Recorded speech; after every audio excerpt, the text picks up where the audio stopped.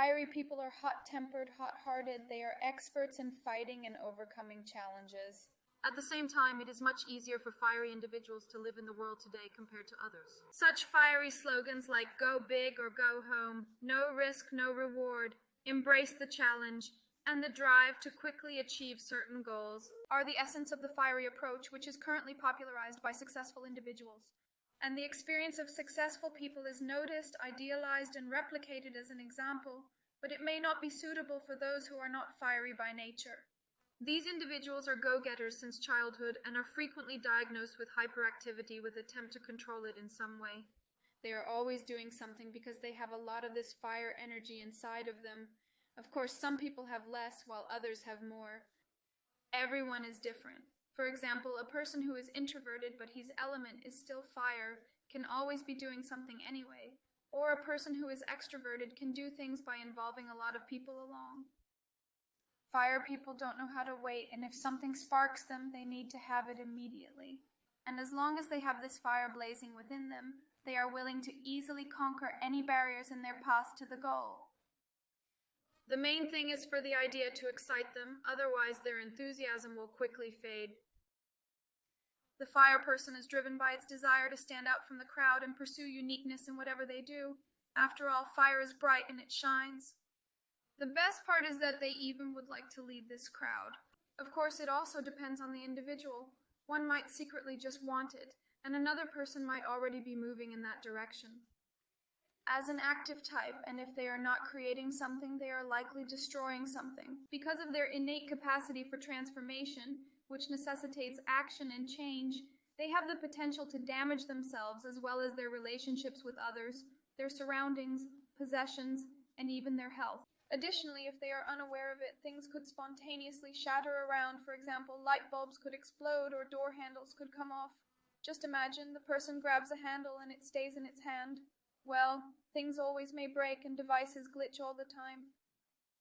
Such kids, once again, I'll say a little about kids. It's not sufficient for them to merely understand. It's vital for them to see in action. So even if you tell a kid like that 100 times, it's still crucial to demonstrate how it works. Otherwise, they will attempt it themselves without any fear of consequences. And when they desire something, they go ahead regardless of whether it is risky or unwise. It is a type of bright emotions and impulsiveness, rashness, so driven by these emotions, getting all worked up, they can do things that are both helpful, if they are realizing their potential in life, and destructive, which then need to be corrected, cleaned up, and hopefully it has not hurt anybody. Because of this, earth people are typically the ones to clean up after fire ones. Fire individuals are transformers of this world. They strive to make difference, alter, enhance, develop, push, and transform it. And the law of doing anything is their basic principle. That's why they constantly strive to get their energy out and put it to use in anything. So let's sum up the fire's traits. First of all, as we've already shown, the fire reacts emotionally and impulsively. Just take a look at Scarlett O'Hara in Gone with the Wind.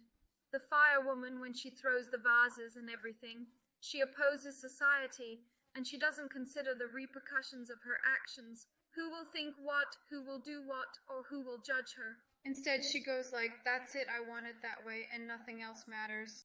The second characteristic is that it is active, as we just stated. The fire people are doers. Let's look to nature. What do we see when we examine fire in nature? It is never at rest. It moves with a great speed, and if you take a wildfire as an example, you'll see it is constantly moving forward. Even if you take a candle, it will be somewhat at rest and will be within certain bounds, but if you remove some of its boundaries, keeping it and put near another object, it won't take long for a fire to start spreading. That's how active it is. What else? Fire people are also fairly tough. They are forthright. The communication can be hard. If we look at fire in nature again, we will see that fire moves straight ahead and consumes everything in its path without veering off. Fire does not take any detours to get from one obstacle to another. Rather, it takes the shortest path possible. This is exactly how fire people act. They move toward their objectives while transforming any obstacles in their path, or destroying it. And fire individuals have a very high potential for verbal burn. particularly when they speak bluntly without even considering the possibility of offending someone. Okay, so even though it may be somehow repressed, the character is extremely hot and harsh. The condition for the action of fire people is an igniting idea. They might say in the middle of the night, "Oh, I want to make an apple pie, that's it, but I don't have apples, what do I do?" They run to the store, dress up, and go to get those apples. If the apples aren't there, they will find them nearby in an orchard, or will ask the neighbors or whatever, but find what they need. In any case, the fire person will have an apple pie. Other personality elements may respond, "Oh, no apples, okay, I'll make something else," or, "Oh, well, I won't make anything at all." For a fire person, there will be an apple pie, even if it's without apples, even if it's with pears, but there will be one for sure. Motives. Yes, one of fire's key goals is to draw attention to its distinctiveness. The fire person can do this by dressing in a certain way, standing out with certain accessories, or simply having a distinctively bright sense of style. If they are aware of their nature, if they accept it, realize they can feel no shame or timidity to stand out and be the center of attention, be brilliant, yes, even glowing, shine to people. However, even if the person is more shy. Because while individuals still have various temperaments, and the one may be more an introvert, they will still be noticed nevertheless. For instance, my friends were dancing their first dance at their wedding. They weren't doing the waltz, instead they were rocking out to Nickelback. I witnessed it, and I can tell that it was fascinating. Fire's typical role is that of a leader. They do everything themselves or lead others, telling everyone how to do it. Fire typically organizes everyone's activities and says things like, "Oh, let's go to the cafe, let's have a party, everything's ready, I've already booked everything," and everyone has no choice but to agree. Since it is an active type, they focus on understanding the necessary conditions for actions, to be able to do things right now. They might watch a webinar, How to Increase Income Using Vastu. And they aspire to surpass others, get a greater status than they had, to be more successful as well as financially. And they want to achieve the goal right away. They crave victory, so they urge to hurry up. So, what to do next? I've already moved the furniture around. Did I do it right? They are already moving ahead of everyone, and the most important to understand ASAP is what needs to be done. What else is there? Transformation is typical for him, as I have already mentioned. And this may be the reason why they have constant insights, as well as those that interact with them are also significantly transformed and gain new insights, ideas.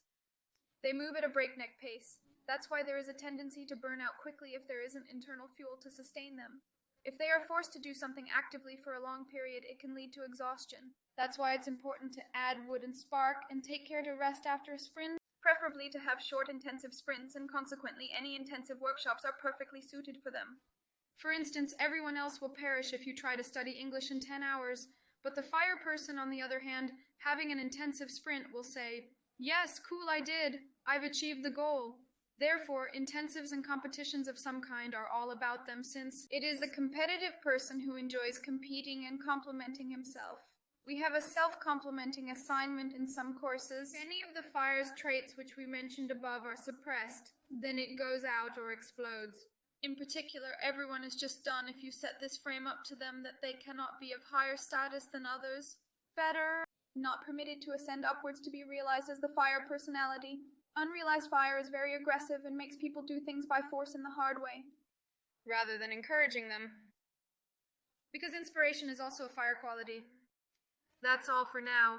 In the coming modules, you'll discover how to start your extinguished fire and how fire manifests itself if it is not the main element, but the second, third, or fourth in your PE set.